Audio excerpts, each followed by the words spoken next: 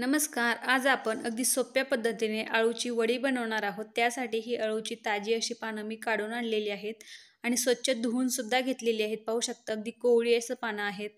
आता याचे जे देठ आहेत ह्या पानांचे ते आपल्याला काढून घ्यायचे आहेत. ह्या देठांची सुद्धा कोवळ्या देठांची सुद्धा भाजी केली जाते.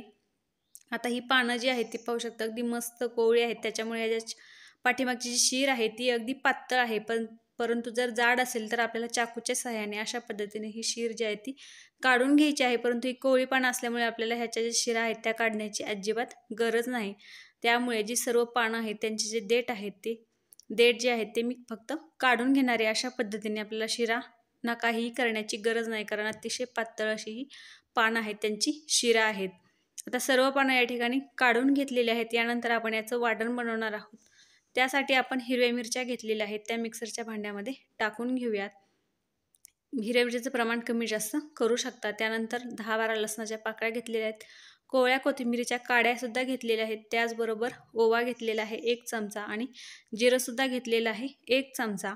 आता हे आपण मिक्सरला बारीक असं वाटून घेणार आहोत. त्यानंतर 1.5 वाटी बेसन पीठ घेतलेलं आहे एका बाउलमध्ये. त्यानंतर आपण जे वाटण तयार केलेलं आहे हे सर्व वाटण याच्यामध्ये घालणार आहोत. त्याचबरोबर याच्यामध्ये आणखी आपल्याला हळद घालायची आहे. 1 पाव चमचा एवढी आपण हळद घालणार आहोत आणि चवीनुसार आता मीठ ॲड करणार आहोत. हे सर्व आपण चमच्याने सुरुवातीला एकत्र करणार आहोत.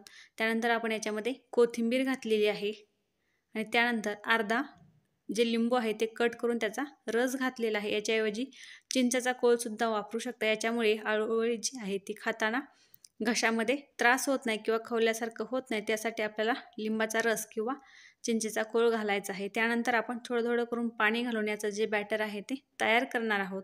तर बॅटर आपल्याला अशा पद्धतीने खूप घट्टही नाही आणि पातळही नाही, असं मीडियम असं आपल्याला हे बॅटर जे आहे ते तयार करून घ्यायचं आहे. या ठिकाणी तयार आहे.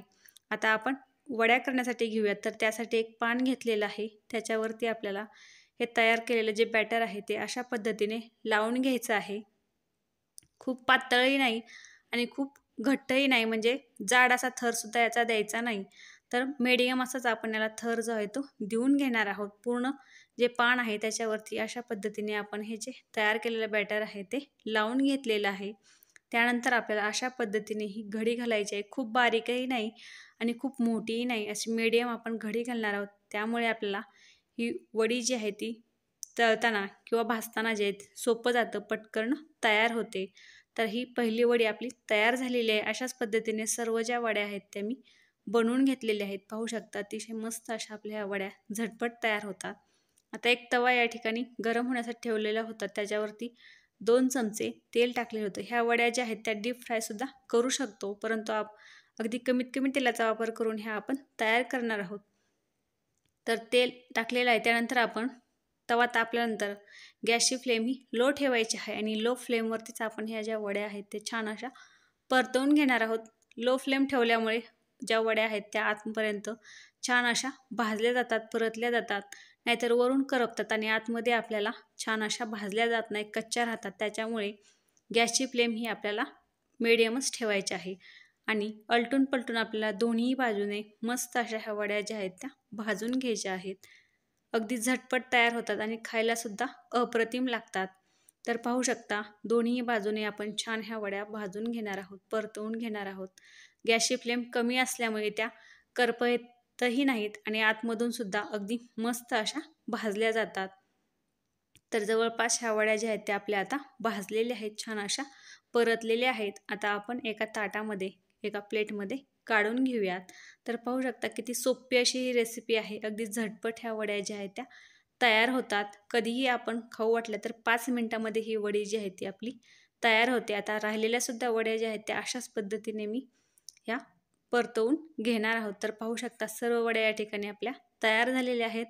अगदी खायला मस्त लागतात, त्याचबरोबर करायलाही खूप सोप्या आहेत.